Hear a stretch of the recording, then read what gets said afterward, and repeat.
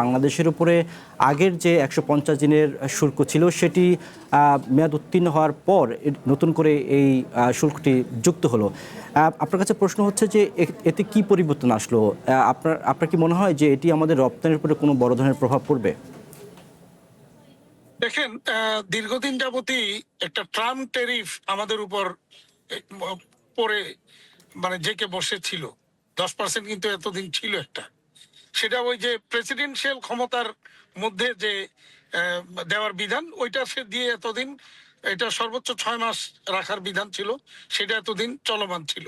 সেটা শেষ হওয়া যেতেই নতুন করে একটা অজুহাত বের করে 60টা দেশের উপরে আবারও 10%, কোনো কারো 12.5% একটা ট্যারিফ ইম্পোজ করার ব্যবস্থা নেওয়া হয়েছে এখানে। এবং এটা যদিও বলা হচ্ছে যে আমরা খুব বেশি ক্ষতিগ্রস্ত হব না, কিন্তু খুব বেশি ক্ষতিগ্রস্ত বলতে, হ্যাঁ খুব বেশি ক্ষতিগ্রস্ত না, বাট ক্ষতিগ্রস্ত কিছুটা হব।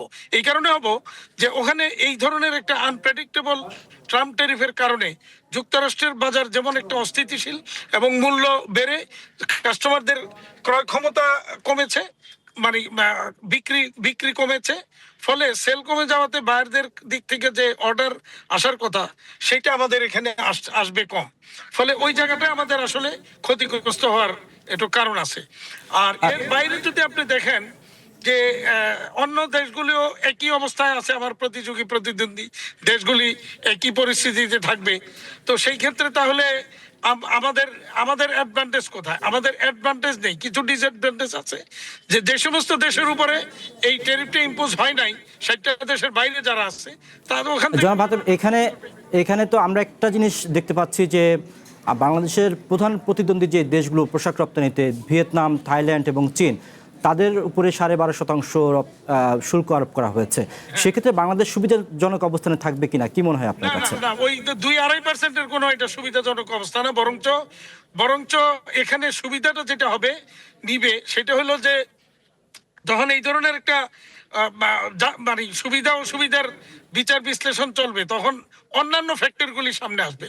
যেমন ধরেন, ভিয়েতনাম থেকে কত স্বল্প সময় মালটা আমেরিকাতে পৌঁছবে, বাংলাদেশ থেকে কত সময় পৌঁছবে, ভিয়েতনামের মালটা পৌঁছবে বাংলাদেশের চেয়ে অর্ধেক সময়, কারণ তাদের ওখান থেকে ডাইরেক্ট মাদার ভেসেলে মালটা চলে যাবে।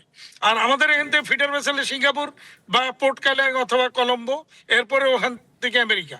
সুতরাং it will take time, double সময় লাগে। তো সেই ক্ষেত্রে এইগুলো একটা কিন্তু তখন বিচার বিশ্লেষণের মধ্যে চলে যায়।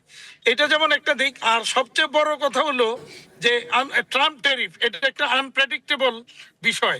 এটাকে কোনোভাবেই আমরা প্রেডিকশনে নিতে পারছি না, এবং একটা অস্থিতিশীল পরিস্থিতি কিন্তু সারা বিশ্বেই এর কারণে তৈরি হয়েছে। সারা বিশ্বের অর্থনীতিতে কিন্তু এটার একটা ধাক্কা লেগেছে।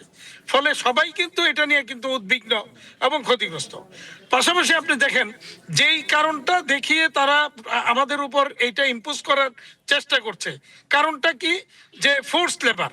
তো আবার বলছে না বাংলাদেশে ফোর্স লেবার আছে, এটা বলেনি, বলছে যে বাংলাদেশ যেখান থেকে এই র মেটেরিয়ালস প্রকিউর করে ওই দেশে ফোর্স লেবার আছে। তাহলে আমরা তো র মেটেরিয়ালস চায়না থেকে আনি, ভিয়েতনাম থেকে আনি, ইন্দোনেশিয়া থেকে আনি, তাইওয়ান থেকে আনি,